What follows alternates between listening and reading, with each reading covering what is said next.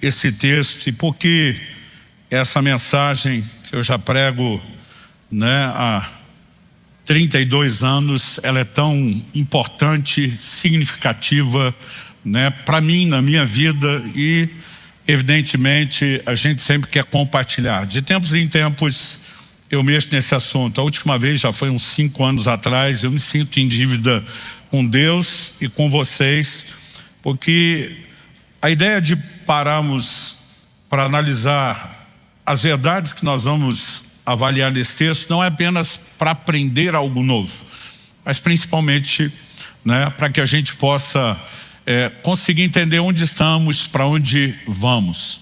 Então, antes mesmo de ler o texto bíblico, eu queria só compartilhar isso. Início de 1994, estava nos primeiros meses do pastorado, apesar de já pregar mais tempo. Eu comecei em dezembro de 93. E eu lembro que na época nós tínhamos 3 reuniões na semana. Tínhamos só uma celebração no domingo, A igreja era nova, um culto era mais do que suficiente. Isso era no domingo à noite. Mas tínhamos uma reunião de ensino, uma escola bíblica na quinta-feira. A gente não chamava de escola, mas era um outro propósito para essa reunião. Mas muitas mulheres que tinham dificuldade, o lugar onde moravam, famílias onde os maridos não eram convertidos e tinham dificuldade de frequentar o culto domingo à noite, começaram a pedir se a gente faria uma reunião menor na terça à tarde para facilitar a vida delas. Então a gente tinha recém-implementado isso. Então já tinha passado o culto do domingo, terminou a reunião da terça à tarde. Eu vejo irmã Maria me rodeando. Ela era muito introvertida, tímida, e eu achei que ela estava querendo uma oportunidade de falar. Irmã Maria tinha experimentado uma conversão assim extraordinária. Aquele tipo de crente que já converte a 1000 por hora. Ela entrou a primeira vez numa das nossas reuniões com câncer sério, no estágio avançado. No dia em que botou o pé da igreja, ela foi instantaneamente curada da sua enfermidade. Aquilo foi tão impactante que ela entregou a vida a Jesus, mas entregou assim, coração e alma por completo. A família foi muito impactada com o que aconteceu e todos se converteram. O esposo dela, palavras dele na época, ele dizia que antes da conversão ele vivia mais deitado que de pé, do tanto que bebia. Um dia alguém brincou, mas bebia muito. Outro respondeu, você tem ideia, do golinho que dava para o santo morreu de cirrose. Então, ele também, quando foi se converteu, foi instantaneamente liberto do alcoolismo. O que Deus fez naquela família foi lindo. Então nós temos uma nova convertida, que não é tanto tempo assim de caminhada, mas que está se doando tremendamente a Deus. E quando eu vi a irmã Maria rodeando, eu falei, irmã Maria, você quer conversar? Sim. Eu falei, se aproxime. E ela chega dizendo, pastor, eu tenho certeza que eu não estou louca. A minha vontade, meu lado gaiato, brincalhão, é dizer, olha, nenhum louco acha que é louco, então ter certeza que não é louco, não é nenhuma garantia. Mas eu vi que ela estava muito emocionada, quebrantada. Eu engoli a vontade de brincar, eu falei, por que a senhora está falando isso? Ela ficava insistindo, eu tenho certeza que eu não estou louca. Foi o pastor no culto do domingo à noite. Aquele momento tal da adoração, em tal canção, enquanto nós estávamos adorando, e foi um culto muito especial. Ela diz, eu levei um dos maiores sustos da minha vida. Eu falei, por quê? Ela falou, eu ouvi um barulho de metal retorcendo vindo do teto.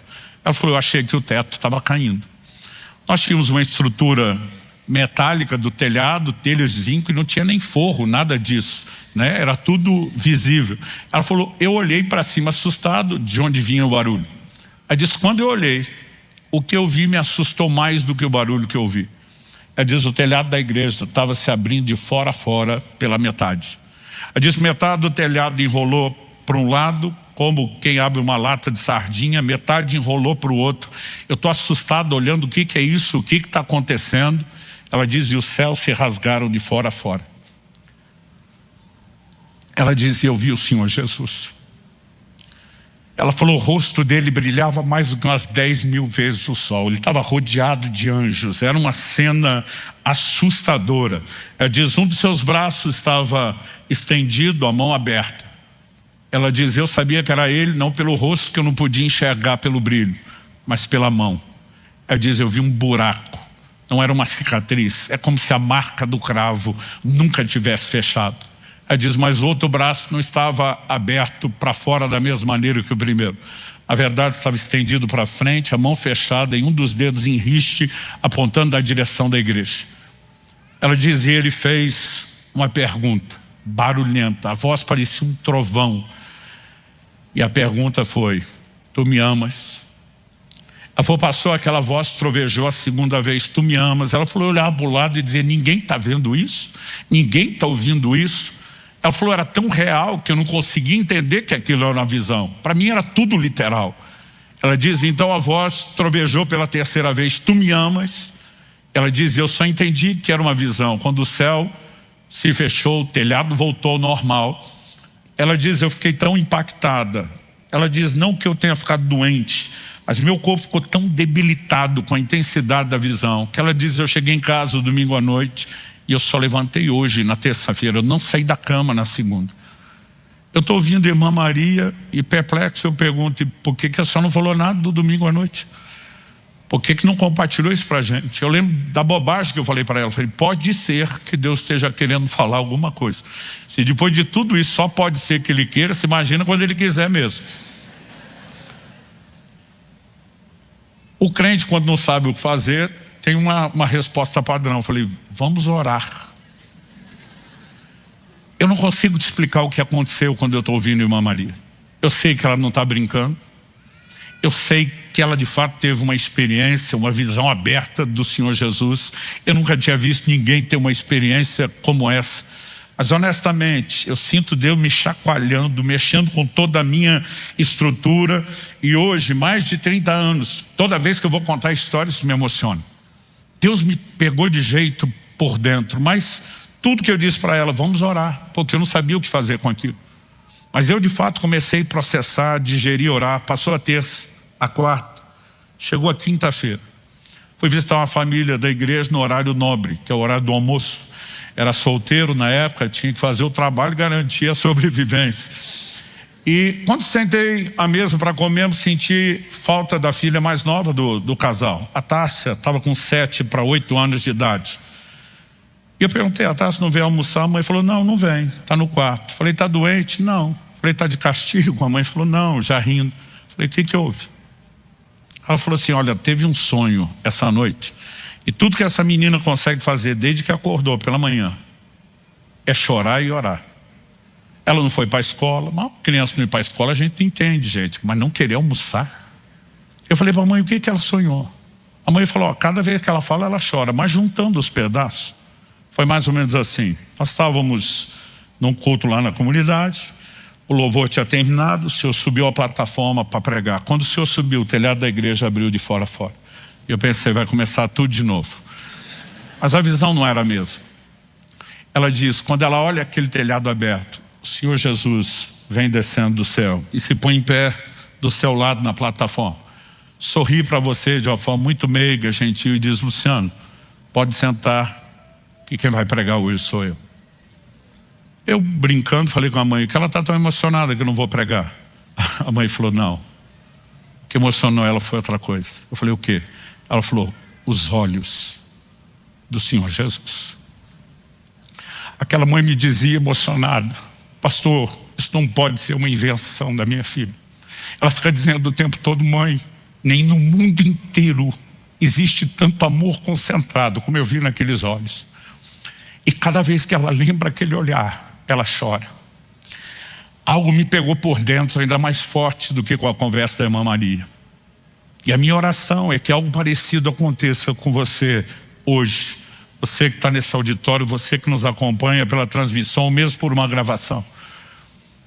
Eu não me lembro do que aconteceu naquele almoço, eu não me lembro do que a gente conversou, eu já estava em outra sintonia, eu fui embora o mais rápido que pude. Eu só lembro ter passado pela porta do apartamento onde morava, me joguei no chão da sala já chorando, falei, Deus, eu não sei o que está acontecendo. Todo mundo resolveu ver Jesus essa semana. Eu nunca vi isso antes, nunca vi isso depois. A intensidade daquelas experiências. Eu falei para Deus, o que está acontecendo? Evidente que o Senhor está tentando falar algo. Eu falei, eu não creio que o sonho da Tássia seja literal, que o Senhor vai literalmente descer, pregar fisicamente. Falei, se for, me confirma, eu vou chamar a imprensa, vou ficar em pé do seu lado para aparecer. Mas eu falei, eu não creio que seja isso. Deve ter algo simbólico, mas eu não entendo nada. E eu não quero parecer ou insinuar que a gente tem esse tipo de experiência o tempo todo, que move nesse nível de espiritualidade. Mas o que eu experimentei aquele dia, eu creio que eu posso falar como os profetas do Antigo Testamento falavam. Veio a minha palavra do Senhor. Não falo no sentido da autoridade da palavra escrita, mas cada vez que iam liberar a palavra para as pessoas, o Espírito Santo falou comigo com uma clareza que até hoje eu tenho dificuldade para entender. Eu ouvi isso do lado de dentro, eu ouvi isso do lado de fora. Ele diz, é evidente que o sonho é simbólico. Eu perguntei qual o simbolismo. O Senhor disse, eu estou tentando falar com a minha igreja desde domingo e vocês não me permitem. Então quando ele falou desde domingo, eu lembrei da visão da irmã Maria. E ele me disse, já passou o domingo, já passou a terça. E hoje, apesar de você estar com um estudo preparado, você pode ministrar isso qualquer outra quinta-feira. Hoje eu quero falar com o meu povo, é a minha palavra. Eu falei para ele, eu preciso saber o que o senhor quer falar. Porque uma coisa é deixar de lado o que está preparado. A outra é o que dizer. E nessa hora o Senhor me disse, qual é o único texto da Bíblia que contém as perguntas que a irmã Maria me ouviu fazer? Eu na hora lembrei de João 21. E esse é o texto que nós vamos ler. Porque eu não vou pregar a visão da irmã Maria, eu não vou pregar o sonho da Tássia. Eu quero apenas tentar introduzir o assunto, né? Tentando de alguma maneira comunicar a importância, o impacto com que isso entrou desde o início. João capítulo 21, esse é o nosso texto. Versos 15 a 17, depois de lermos até o 17, vou pedir se você puder deixar aberto ou marcado, que daqui a pouco nós vamos voltar no verso 18 e 19. 15 a 17, depois de terem comido, Jesus perguntou a Simão Pedro, Simão, filho de João, você me ama mais do que esses outros me amam? Ele respondeu, sim, o Senhor sabe que eu amo. Jesus lhe disse, apacente os meus cordeiros. Jesus perguntou pela segunda vez, Simão, filho de João, você me ama? Ele respondeu, sim, o Senhor sabe que eu amo. Jesus lhe disse, pastoreie as minhas ovelhas. Pela terceira vez, Jesus lhe perguntou, Simão, filho de João, você me ama? Pedro ficou triste por Jesus ter perguntado pela terceira vez, você me ama? E respondeu, o Senhor sabe todas as coisas, sabe que eu amo. Jesus lhe disse, apacente as minhas ovelhas. Eu quero começar dando destaque à pergunta que Jesus fez e repetiu. Você me ama? As traduções antigas, tu me amas? Não há pergunta qualquer, ela não é irrelevante, ela não é sem importância. Aliás, eu definiria ela como uma pergunta crucial. E esse é o tema que eu quero colocar na mensagem de hoje, uma pergunta crucial. A importância dela é indiscutível, porque Jesus não está falando de um assunto qualquer. Quando questionaram Jesus, isso está registrado em Marcos 12, 28 a 30, qual é o maior, o principal, o mais importante de todos os mandamentos? E Jesus está diante do desafio de torcer a escritura da época e tirar um mandamento que se destacasse acima dos demais. Ele não hesitou, ele não titubeou, ele disparou. Amarás o Senhor teu Deus de todo o teu coração, com toda a tua alma, com todo o teu entendimento, com todas as tuas forças. Então o maior mandamento, o que temos de mais importante, é não apenas amar a Deus, é amá-lo com o que eu classifico de amor total. Toda o nosso espírito, a alma, o entendimento, as nossas forças, tudo de nós tem que ser colocado nisso. Portanto, a pergunta é crucial. Em Efésios, no capítulo 6, no verso 24, a Bíblia diz, a graça seja com todos os que amam a nosso Senhor Jesus Cristo com amor incorruptível. É lógico que a graça não é recompensa, não é fruto de mérito. Então Deus oferece graça ao miserável pecador. Quando ele estava falando da graça seja com os que amam, não estava falando daquela graça que nos alcançou inicialmente. Estava falando de uma ação maior, mais profunda. Assim como a Bíblia fala sobre de fé em fé, de glória em glória, a Bíblia também usa expressões graça sobre graça. Nós podemos entender que você pode ir mais longe. Agora, há uma medida de graça separada, não só para aqueles que amam, mas amam com amor incorruptível. Algumas traduções às vezes optaram por amor sincero. A palavra no original é que não se corrompe, que não se estraga, que não se deteriore.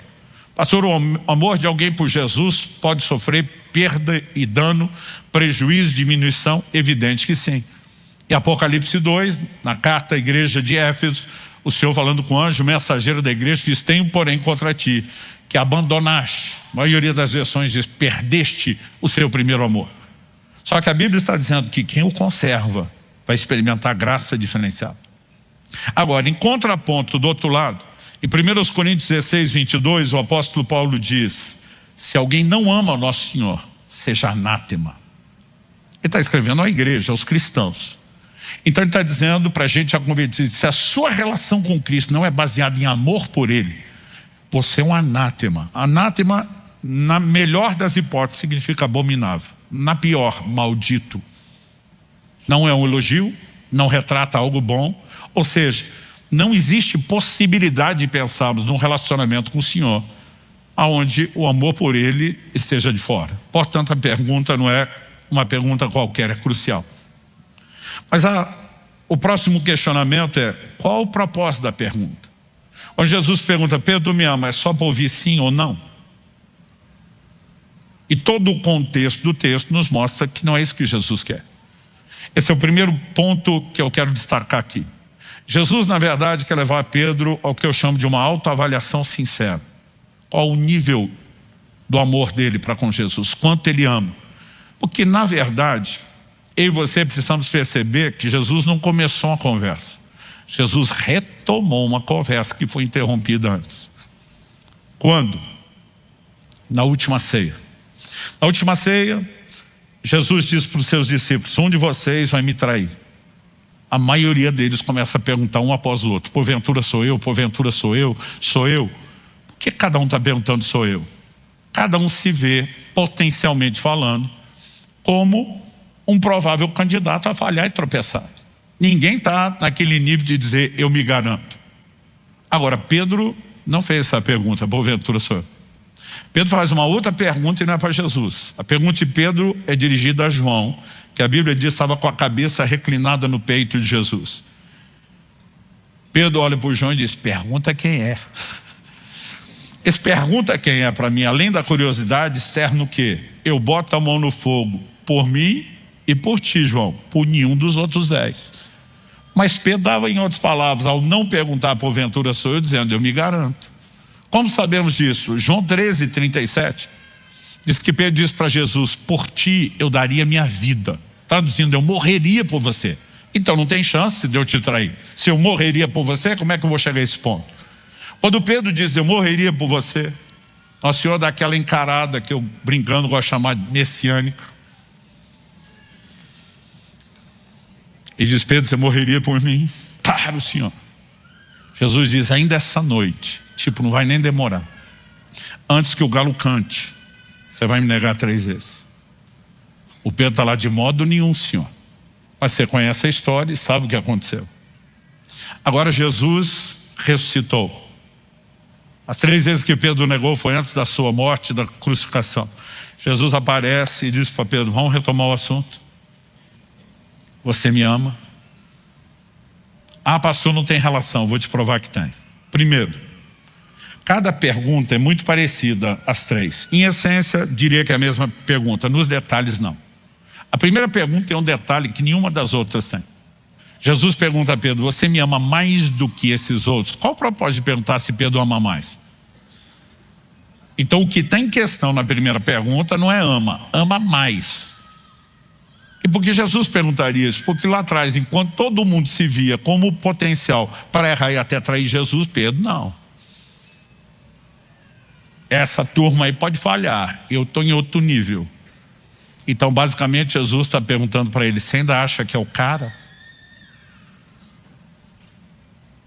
Por que podemos deduzir isso? Não apenas por esse argumento. Há um jogo de palavras no original grego. O koineu, grego antigo, em que foi escrito o Novo Testamento, ele tinha palavras distintas para expressar conotações distintas de amor. O que nós não temos no português, no espanhol, no inglês, nas línguas modernas. Então, por exemplo, se alguém usar essa palavra estorge, ela serve só para amor familiar. Ela é pouco conhecida, mas só se usa no contexto familiar. A pergunta que Jesus faz a Pedro é: Pedro, tu me amas? Agapau, uma derivação de ágape. Ágape, amor perfeito, sacrificial. Pedro responde: tu sabes que eu te amo filéu. Filéu é amor de amigo, amor fraternal, entre irmãos. Só na pergunta e resposta nós já temos dois tipos distintos.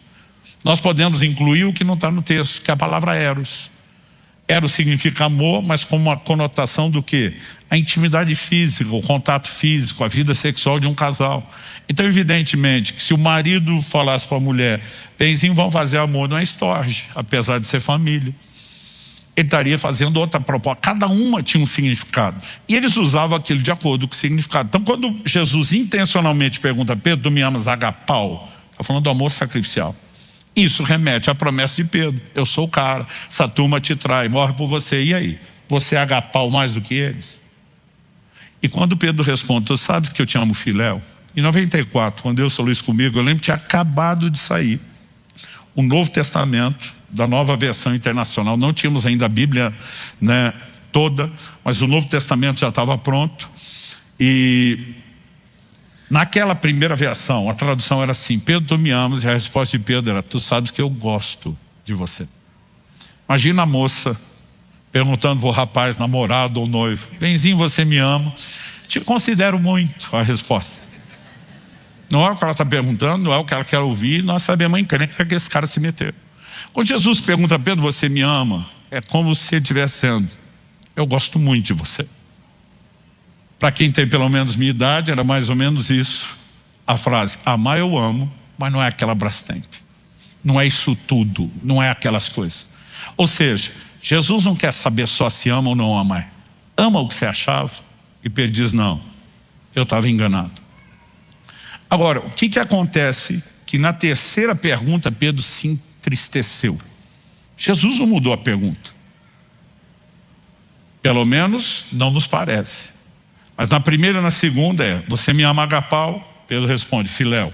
Me ama agapau? Jesus insiste, filéu. E o que houve na terceira? Na terceira Jesus diz, você me ama filéu? Tipo, é só isso. E a Bíblia diz que Pedro não se entristece, mas qual a resposta?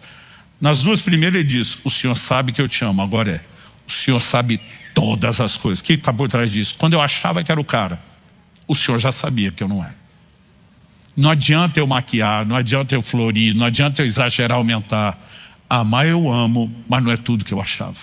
Ou seja, Jesus está submetendo Pedro a uma autoavaliação. Evidente que assim como Pedro se entristeceu no dia em que Deus estava me fazendo entender essas coisas, que era para compartilhar com a igreja, isso me quebrou, me arrebentou.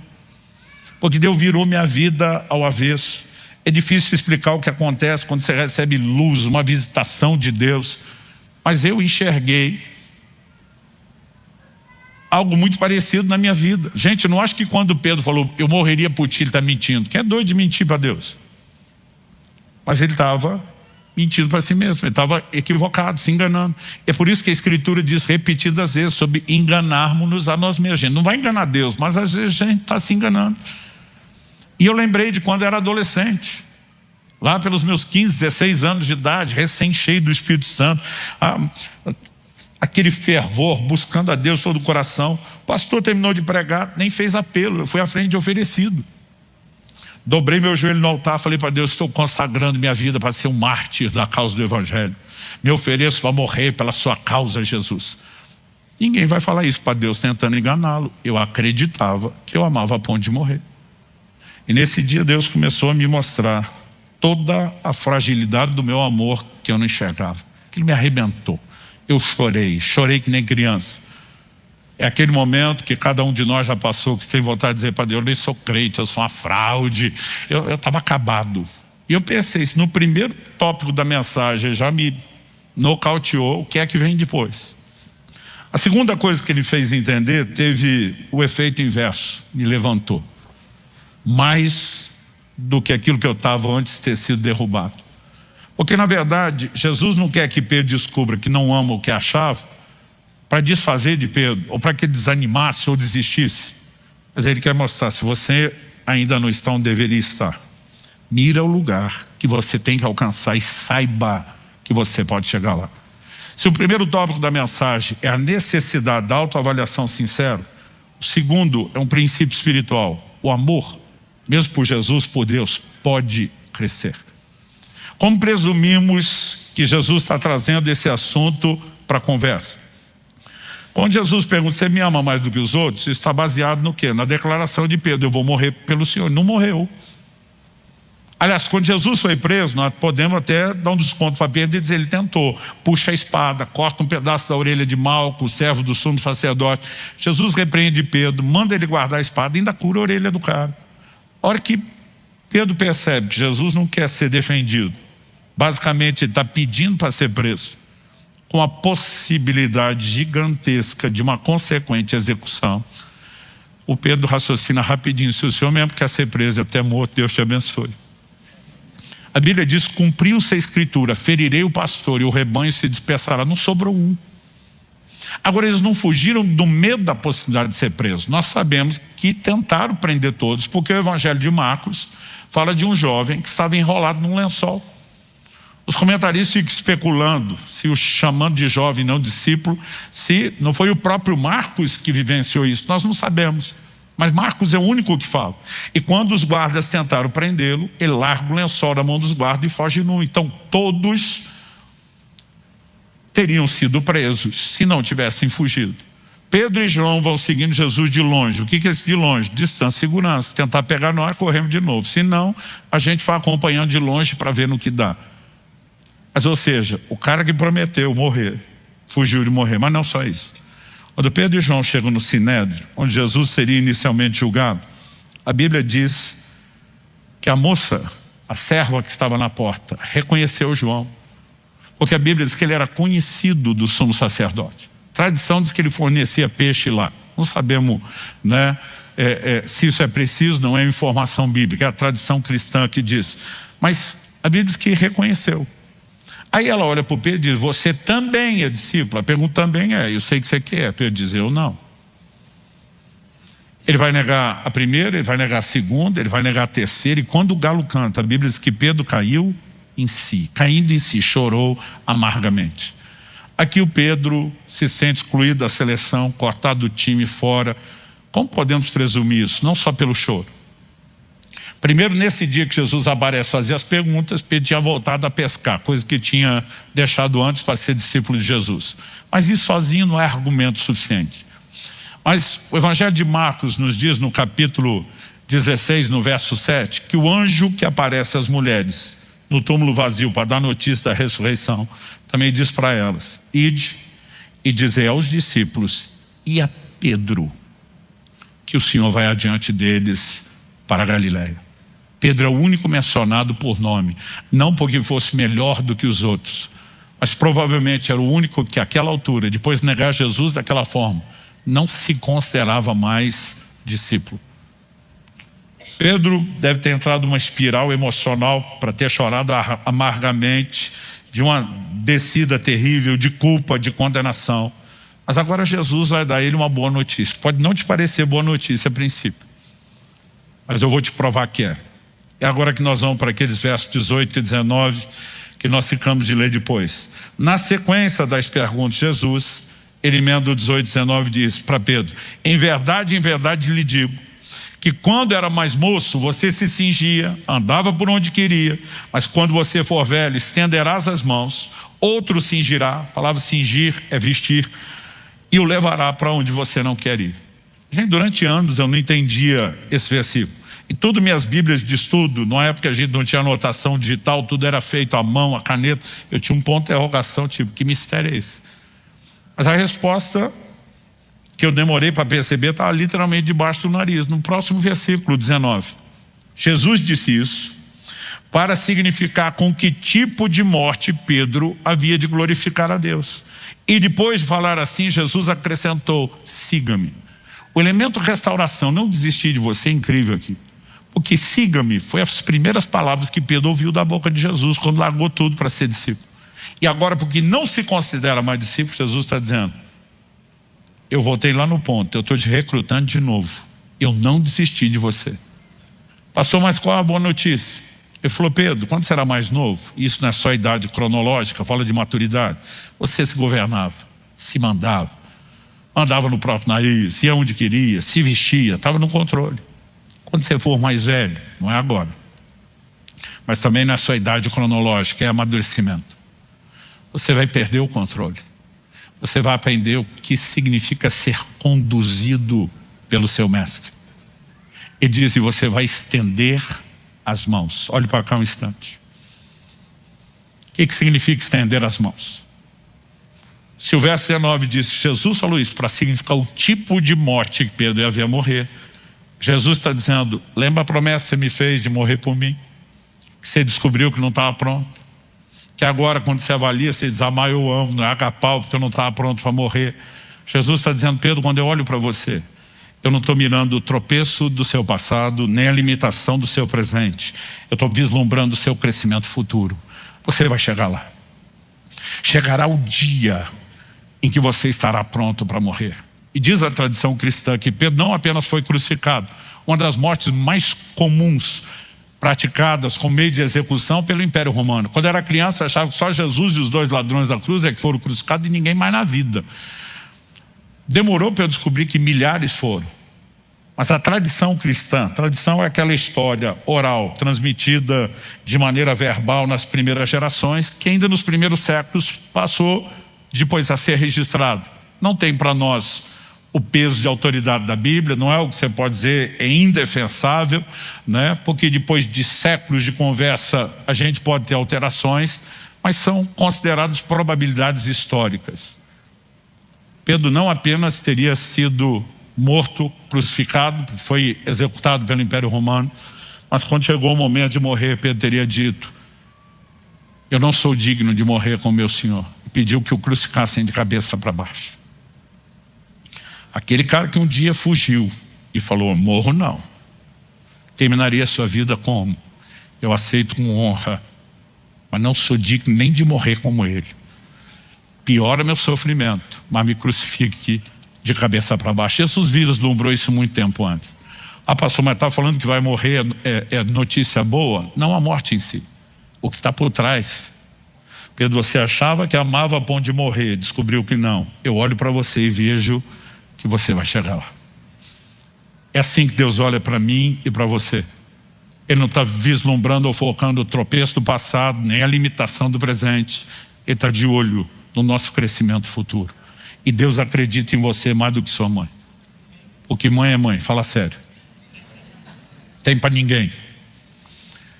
Agora, as mães às vezes ignoram a realidade de alguns defeitos dos filhos. E Deus não. Ele passa por cima porque ele vê o aperfeiçoamento. Isso é muito diferente. Me faz lembrar de uma história que me contaram, nem sei se é verídica, mas não duvido nem um pouco da possibilidade, da mãe que foi assistir o filho desfilando na parada militar. Ele disse que o menino marchou no compasso errado da tropa. Quando todo mundo erguia a perna esquerda, ele a direita. Quando erguiam a direita, ele a esquerda. E dizem que a televisão filmou ele do começo ao fim. Foi o mico da parada. Não sei como acharam a mãe. E foram perguntar para ela, como a senhora se sentiu vendo seu filho marchar no compasso errado da tropa o tempo todo? A mãe respondeu, meu filho não fez nada de errado, quem estava errado era o resto da tropa. A mãe tenta não ver o erro. Tenta imaginar probabilidades melhores com boa intenção evidente. Deus não é desonesto. Jesus está olhando para Pedro e diz, eu vou olhar para o seu crescimento. Isso me faz lembrar da profecia de Isaías. Não esmagará a cana quebrada e nem apagará o pavio que fumega. Eu nunca entendi essa expressão, esmagará a cana quebrada. Nasci e cresci nas grandes cidades do estado de São Paulo, à volta da capital. Selva de pedra, o asfalto. Se tivesse crescido no Paraná, me chamariam de piá de prédio, né? Mas quando mudei para Guarapuava em 1993, eu lembro que um dos irmãos falou, pastor, o senhor está inserido numa cultura completamente nova.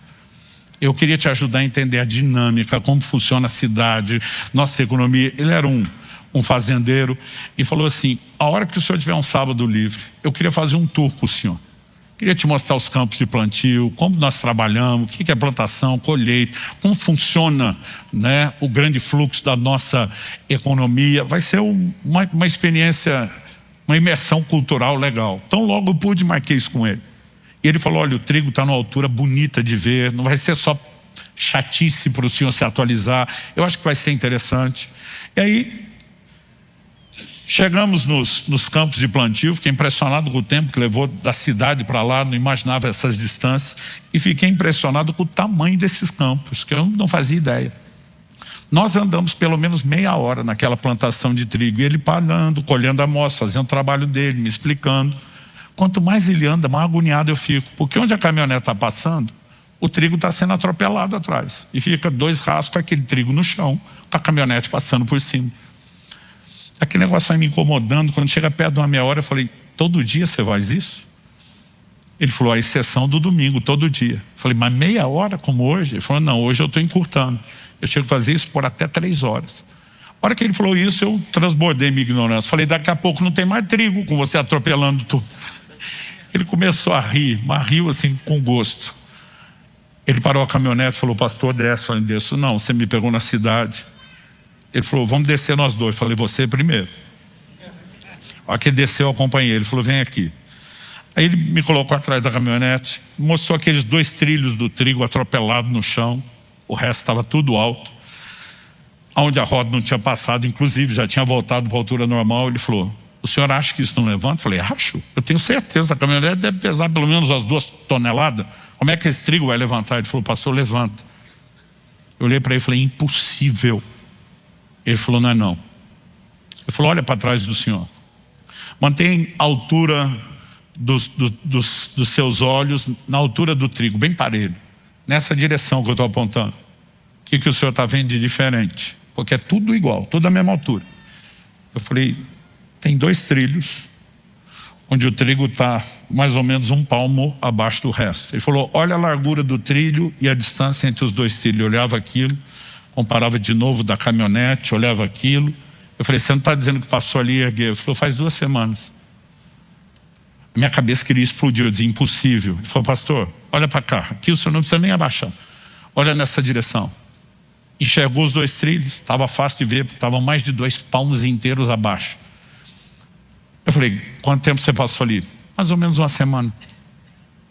Eu falei, impossível voltar, não tem como isso levantar. Ele falou, pastor, quer saber como é impossível? Eu te explico. Ele fez o seguinte, ele falou, presta atenção no meu dedo, é só isso aqui que precisa, não é de uma caminhonete. Aí ele vai onde a cana, o caule do trigo quebrou. Essa é a expressão cana, o caule.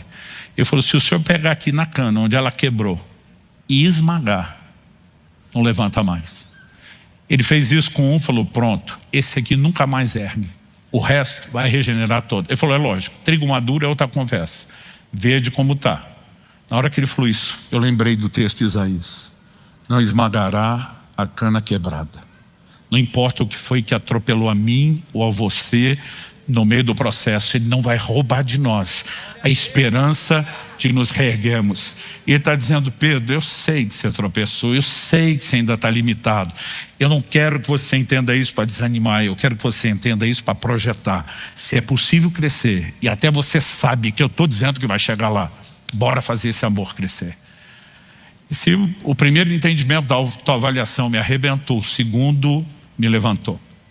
Mas para terminarmos, a terceira verdade que eu quero destacar no texto é que o amor tão esperado por nós, tão importante no relacionamento com Jesus, ele não pode se expressar apenas por meio de palavras. Não significa que a gente não possa falar.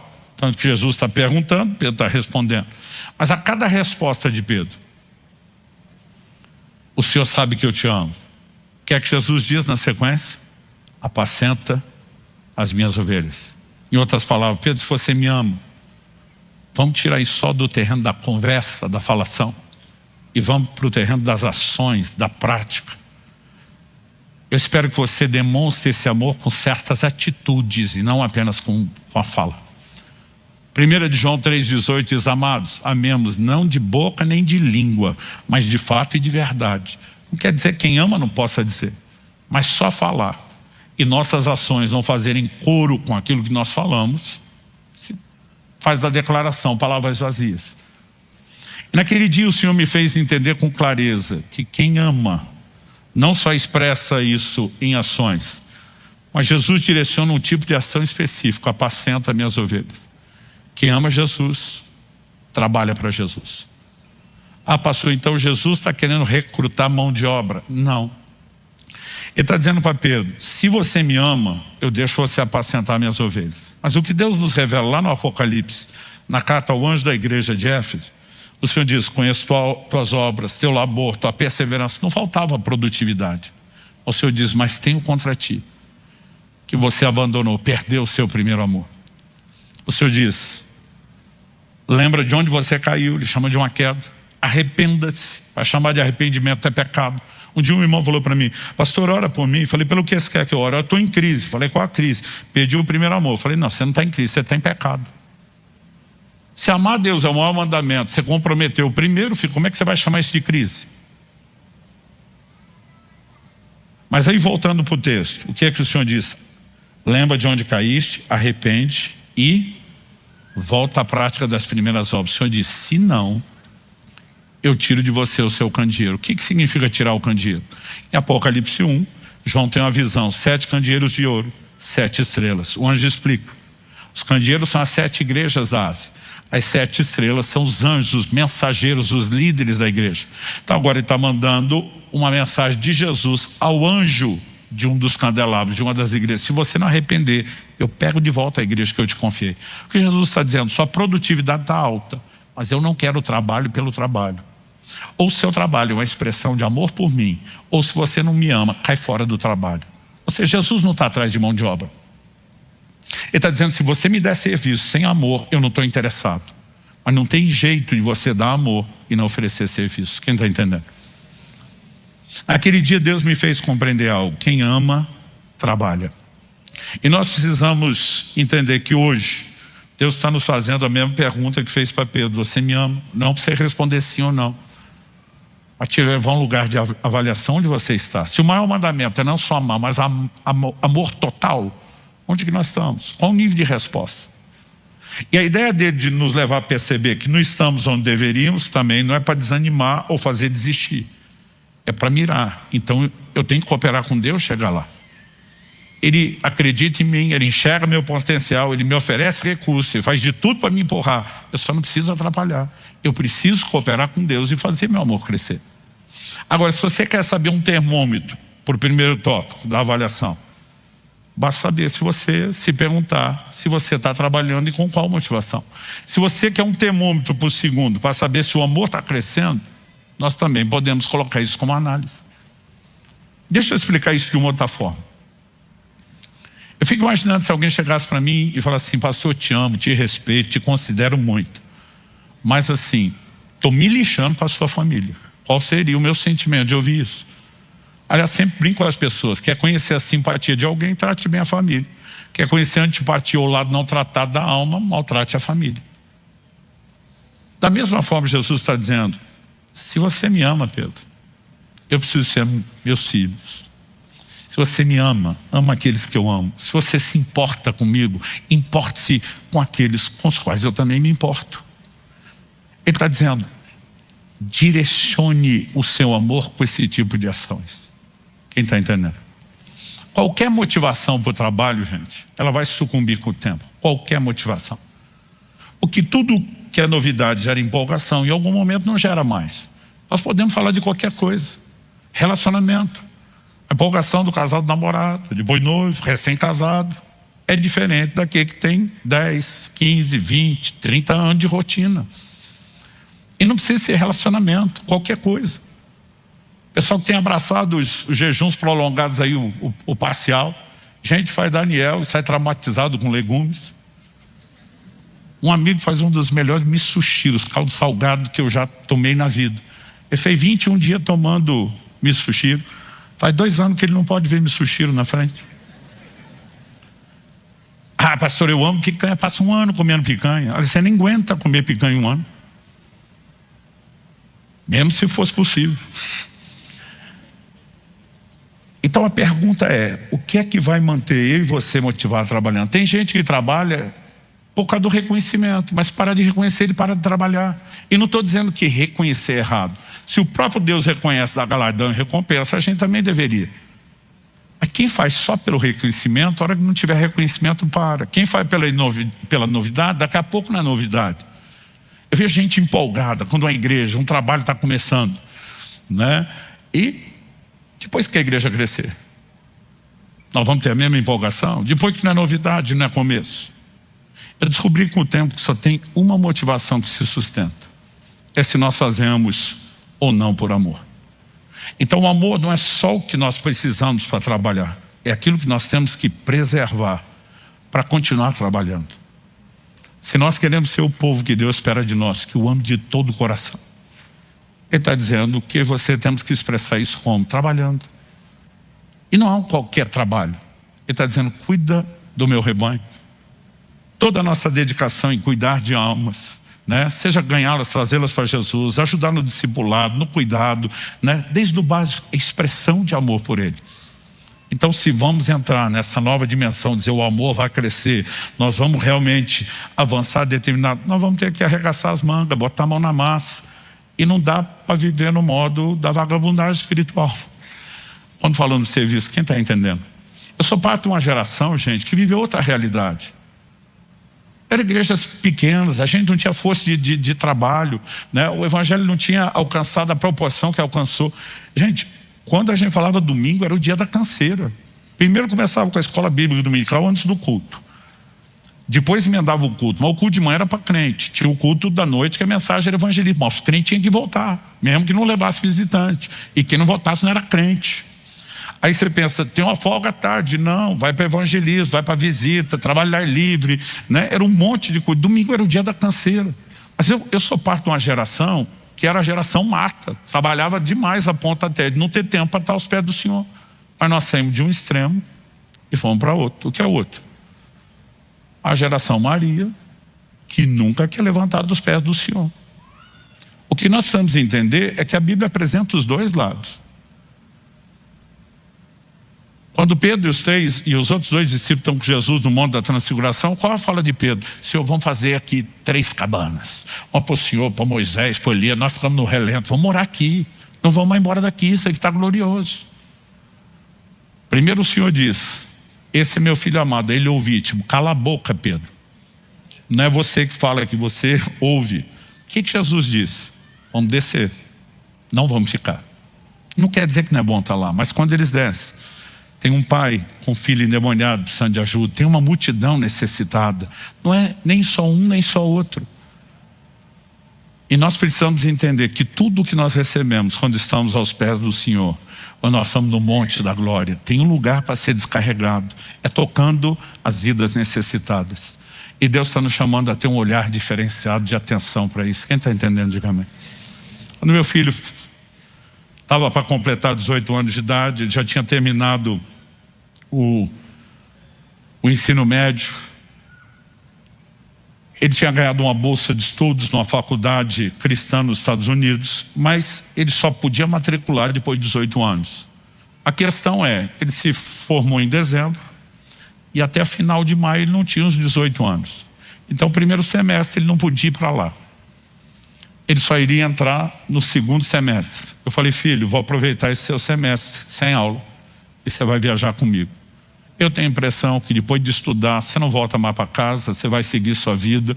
Então, eu quero aproveitar essa reta final, depositar tudo que eu posso no discipulado, no treinamento. Você vai viajar comigo. E meu filho voltar de viagem e dizia, mãe, não dá para aguentar o ritmo do pai. É insano. Ela dizia, filho, você tem nem 18 anos, você nem prega e não aguenta o ritmo do seu pai. Ele falou, mãe, não tem como. Ela falou, a gente viaja com seu pai. Ele falou, não, mãe. Papai disse que ele ia mostrar para mim o que ele não mostra quando a gente vai à família. Que vai ser do jeito dele, o ritmo dele. A senhora não tem noção. Às vezes você está exagerando. Um dia Israel chega para mim e diz, vamos fazer uma viagem com eles. E o senhor fazer a mesma coisa com elas, mesmo que elas não tenham treinamento, para elas saber como é. Aí nós combinamos com a família. Aí ele falou, é diferente? Eu falei, é muito diferente. Quando vocês estão juntos, eu estou no ritmo de passeio. Quando eu estou sem vocês, estou no ritmo de trabalho. O que muda? Eu falei, da hora que eu entrar no avião, ninguém fala comigo. Eu tenho que estudar, eu tenho que escrever, eu tenho que produzir, conexão de aeroporto, eu tenho que fazer render, né? Quando estou no hotel, ele quer conversar, eu digo, na hora da conversa nós falamos, agora não, né? Eu falei, quando vou ministrar, eu marco reuniões com pastores, com a liderança, antes e depois eu ministro o povo. Não tem esse negócio de estou com fome, vai sair logo, né? Da reunião. Aquele falou, não, vamos ver. Eu lembro até hoje, nós entramos no avião, ela começou a conversa, eu... Ah, é mesmo. Estava assim uns 2 minutos, ela mais... Eu lembro que no fim da viagem ela falou, eu não aguentaria te acompanhar nesse ritmo. Eu falei, é isso que seu filho está falando. Mas por que eu peguei no assunto? Eu esperei meses. Meu filho fazia a pergunta, papai, como você aguenta? Toda semana esse ritmo. Eu falei, filho, não é só isso. Agora você está comigo, eu tenho um bônus, um benefício para minha alma. Durante 17 anos, só antes da pandemia, eu passava em média 3 dias por semana fora de casa viajando, longe da família. Tem gente que a coisa é tão bagunçada em casa que ele quer o ministério itinerante sem ser chamado. Não era o meu caso. Eu falei, filho, cada vez que eu entrava no carro, ou para viajar de carro, ou para ir para o aeroporto, eu literalmente deixava vocês chorando. Semana após semana. Eu falei, eu posso deixar esse quadro bem mais dramático. E ele insistiu, como você aguenta? Eu falei, eu esperei muito tempo para você fazer essa pergunta. Eu falei, só existe um combustível que sobrevive. É na hora que a gente quer desanimar, a gente lembra para quem eu estou fazendo, por que eu estou fazendo. Qualquer outro combustível vai terminar antes. Eu comecei o ministério, gente, eu já tive empolgações que eu nem percebia que estava dentro de mim, motivações que eu nem percebia que estava dentro de mim. Eu tive uma formação de vida muito simples, que é o jeito mais bonito da gente substituir a palavra pobre. Ausência de recursos. Então assim, gente, eu lembro da gente tomando banho na pré-adolescência, 2 minutos, 3 minutos de banho, papai batendo na porta, fomos agilizar. Tinha ocasiões que a gente dizia assim, mas a luz está desligada, para economizar, porque o negócio está feio. Eu dizia, mas está gastando a água, a gente 3 minutos. E outra, não era aquele mundaréu de água. Eu tenho uma raiva que a turma chamava aquilo de ducha, caía 3 pinguinhos, né? Era uma falta de abundância ali. Primeira vez que eu fiquei num hotel, milagrosamente, não tinha a menor condição nessa época, mas isso é outra história que não quero desviar, foi na Barra da Tijuca, no Rio de Janeiro. A barra nem era essa barra toda de hoje, mas já era uma barrinha de respeito. Gente, a hora que eu entrei e olhei o chuveiro no banheiro, eu fiquei deslumbrado. Eu falei, isso não é um chuveiro, é uma aeronave espacial. Aquele negócio enorme, aquela ducha. Gente, eu lavei, não foi meu corpo, foi minha alma. 1 hora debaixo do chuveiro. Outro dia alguém falou, não pensou, estava desperdiçando água. Eu falei, economizei a vida inteira, eu tinha crédito. Depois de 1 hora, eu cansei de ficar em pé, eu peguei uma banqueta plástica, eu voltei mais 1 hora sentado. 2 horas de banho. E a cama? Eu sou de uma época, eu peguei colchão de mola. Nova geração não sabe o que é isso. O meu tinha uma mola solta na cama, que você virava à noite, ela te desvirava. Era um negócio horrível. Quando eu deitei aquele colchão, eu disse, isso não é um colchão, isso é uma mãe te pegando no colo. Primeira noite no hotel, já me corrompi, não fui na reunião cedo para dormir mais. E a hora que eu fui para o café da manhã, gente, o que eu falei, tá ali era um milagre. A gente fez essa viagem para participar de um evento no Rio. Primeira noite, dorme no ônibus. A última, terceira, volta dormindo no ônibus. E a do meio que não tem dinheiro, vamos dormir na rodoviária, até chegar lá e ver como era e descobrir como seria. Não tinha dinheiro para comer. Mas aí, o café da manhã estava incluso no presente que nos deram. E aí quando eu olho, parecia um café colonial. Nunca tinha visto tanta comida e nem tanta comida boa. Gente, meu café da manhã foi café da manhã, almoço, janta. Eu comia até o umbigo virar para fora. Essas coisas deslumbravam. Eu era garoto e os profetas vinham e diziam, vai chegar o dia que você vai ficar cruzando os céus dessa nação de avião de um lado para o outro. Eu ria tipo Sara, nunca julguei Sara, porque era difícil de acreditar. Nunca tinha andado de balão, imaginava se eu vou subir no céu no balão inflado, né? E passagem era muito cara naquela época, gente. Hoje, não quer dizer que está barato, mas é uma realidade proporcionalmente mais acessível. E aquele negócio me parecia um absurdo. A primeira vez que eu voei de avião, a gente é besta demais, eu me senti mais importante. Aliás, quem voa a primeira denuncia, eu tirava foto até do bagageiro. Eu ficava contemplando o aeroporto, dizia, bem mais limpinho que a rodoviária. Eu no banheiro para gastar a taxa de embarque. Eu dizia, é caro, vou no banheiro com ou sem vontade. No mínimo gastar água e sabonete. A mentalidade da escassez. Aí alguém perguntou, e aí, pastor? Eu falei, e aí que depois de um tempo você não aguenta mais aeroporto. Porque o que pode ser novidade te empolgar, gente, até hoje eu não suporto ouvir aquela voz do alto-falante. Voo 3, 8, 9, 4. Teve um dia que não aguentei, eu pensei alto. Eu quase gritei, porque eu falei alto. Falei, fala direito! A pessoa do meu lado falou, a gravação. Falei, deveriam ter gravado direito. Aí o cara ficou me olhando, tipo que doido. Aí eu pensei, ele não deve viajar tanto. Qualquer motivação vai embora. Agora, se nós fazemos por amor, ela vai sobreviver. E ela vai manter nos trilhos do jeito que o Senhor quer. Quem está entendendo, diga amém. Eu creio que Deus nos reuniu aqui hoje para fazer a mesma pergunta que Ele fez há 2000 anos atrás a Pedro. A mesma pergunta que Ele fez há 32 anos atrás à irmã Maria. Você me ama? Não para esperar ouvir só um sim ou não, mas nos levando a uma autoavaliação. Ele quer que a gente enxergue onde esteja. E honestamente, se a gente deixá-lo nos conduzir nessa autoavaliação. Aliás, se a gente for além da autoavaliação, do autoexame, eu gosto de fazer um trocadilho e dizer melhor que autoexame é o exame do alto. É a oração do salmista, sonda, meu Deus, conhece o meu coração. Nós vamos perceber que nenhum de nós está onde deveria estar. Mas a gente não deveria desanimar com isso. Se eu não estou onde deveria, essa constatação tem que ser a força motriz que me empurre para esse lugar que Deus vê que eu e você podemos alcançar. O nosso amor pode crescer. Nós podemos chegar a um nível maior de entrega. E se tem um termômetro bom para avaliar onde estamos e se estamos ou não crescendo, e ainda é a maneira que Ele quer que expresse isso, é o serviço. Nós ainda estamos no começo do ano, tem muita gente fazendo planos.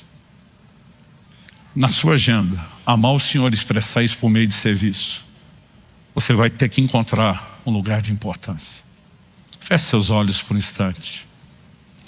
Senhor Jesus, se o Senhor não vivificar a Tua palavra por meio do Teu Espírito, terá sido só um discurso, só uma palestra. E nós precisamos mais do que isso.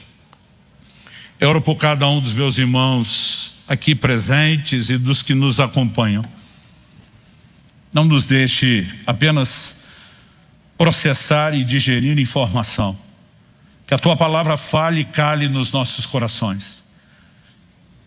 Que ela não apenas exponha o nosso íntimo, porque a Tua palavra é um espelho que reflete a nossa realidade, mas que ela também reflita, ó Deus, a realidade futura, potencial, posicional que nós temos no Senhor, de avanço e crescimento. E Pai, nós oramos que haja clareza para que possamos Te dar a devida resposta e correspondência. Nós queremos ser um povo que se deixa ser constrangido quando entende o Teu amor. Que afirme como Paulo, Teu amor nos constrange.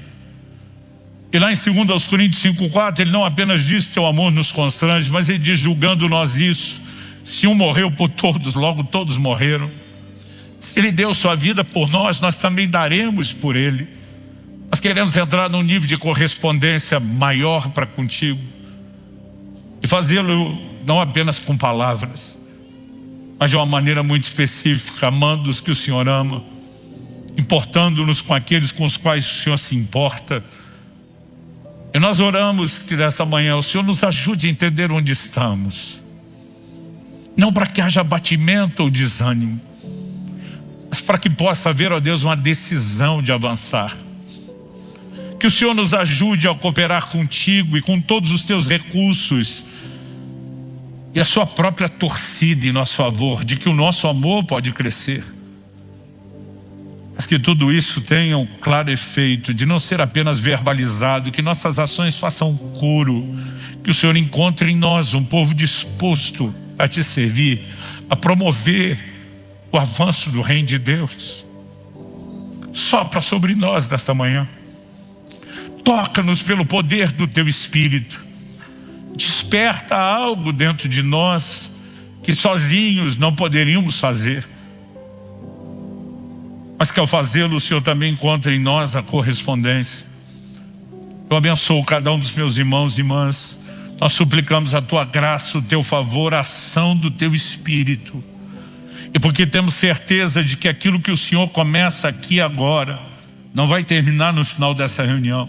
Nós nos antecipamos em Te dar glória, Te dar honra e Te dar todo louvor. Obrigado, Senhor, pelo Teu amor que está além do nosso entendimento. Obrigado porque o Senhor não foca nos nossos tropeços do passado e nem na limitação do presente, mas no nosso crescimento futuro. E segue nos encorajando, fortalecendo para que isso seja uma realidade. Obrigado pelo privilégio, Senhor, de retribuir seu amor. Nós só te amamos porque o Senhor nos amou primeiro.